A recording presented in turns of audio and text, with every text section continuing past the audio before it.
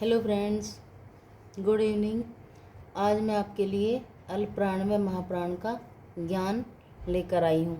अल्पप्राण व्यंजन व महाप्राण व्यंजन कौन कौन से होते हैं ये मैं आपको आज बताऊंगी। जैसे चलो चलते हैं सीधा अल्पप्राण के ज्ञान पर। तो अल्पप्राण व्यंजन हमारे पहला वर्ण, तीसरा वर्ण और पांचवा वर्ण। हर वर्ग का हमें यह ध्यान रखना है कि अल्पप्राण वह व्यंजन होता है, वह वर्ण होता है जो हर वर्ग कचट तप के कचट तप का हर वर्ग का पहला, तीसरा व पांचवा व्यंजन हमारा अल्पप्राण होता है। जैसे कै देखिए, गे देखिए और अड़ देखिए, च देखिए, जय देखिए और अय देखिए। तो उसी प्रकार हर वर्ग का पहला, तीसरा, पांचवा व्यंजन हमारा, वर्ण हमारा अल्पप्राण हो जाएगा। ठीक है, इसको हम कोड वाइज भी देख सकते हैं।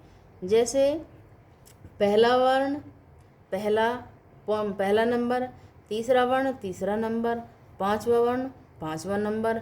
इस प्रकार हमारा 135 नंबर का हमारा ये कोड हो जाएगा। कोड वाइज भी हम इसको याद कर सकते हैं। अब आते हैं महाप्राण व्यंजन हमारा कौन कौन से वर्णों का होता है। तो दूसरा वर्ण और चौथा वर्ण, दूसरा वर्ण व चौथा वर्ण, हर वर्ग का दूसरा वर्ण चौथा वर्ण हमारा महाप्राण व्यंजन हो जाएगा। ये देखिए, दूसरा वर्ण चौथा वर्ण, दूसरा वर्ण चौथा वर्ण, दूसरा वर्ण चौथा वर्ण, दूसरा वर्ण चौथा वर्ण, दूसरा वर्ण चौथा वर्ण। इस प्रकार इतना याद करने से भी हमारा यह 24 नंबर का कोड हो जाएगा।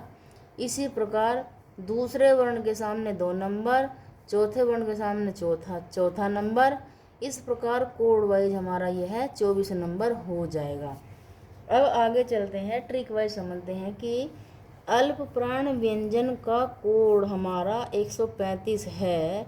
हर वर्ग का, जो कि हर वर्ग का एक पहला, तीसरा, पांचवा व्यंजन हमारा अल्पप्राण होता है। अब देखते हैं महाप्राण का ट्रिक वाइज। हर वर्ग का दूसरा, चौथा व्यंजन महाप्राण व्यंजन होता है